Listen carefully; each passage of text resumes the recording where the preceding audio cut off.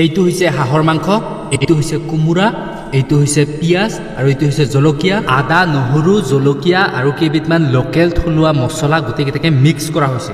আৰু এতিয়া কেৰাহীটো বহাই দিয়া হৈছে। কেৰাহীটো বহাই দিয়াৰ পিছত তেল দিয়া হৈছে। তেলটো একদম গৰম হোৱাৰ পিছত আমি গোটেইকেইটা পিঁয়াজ দি দিলোঁ আৰু এতিয়া গোটেইকেইটা মিক্স কৰি ল'লোঁ। আদা, নহৰু, জলকীয়া গোটেইকেইটা যিখিনি আমি মিক্স কৰিছিলোঁ সেইখিনি এতিয়া আমি এই পিঁয়াজৰ লগত দি দিলোঁ। এতিয়া দি গোটেইকেইটাকে মিক্স কৰি দিম।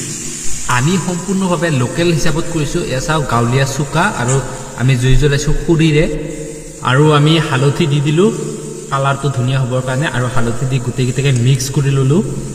এতিয়া দিম আমি আমাৰ লোকেল মালটো, এইটো হৈছে আমাৰ হাঁহ মাংসটো। তো পিঁয়াজবিলাক গোটেই কমপ্লিট ভাজা হৈ গ'ল। ভাজা হৈ যোৱাৰ পিছত আমি দিলোঁ এতিয়া লোকেল এই হাঁহ মাংসটো। এতিয়া লোকেল হাঁহ মাংসটো আৰু গোটেই পিঁয়াজ মছলা গোটেইকেইটা মিক্স কৰি দিলোঁ। মিক্স কৰি অকণমান পৰ দুয়োটাকে মানে লৰ ফ্ৰাই ভাজি ল'ব লাগিব। তাৰপিছত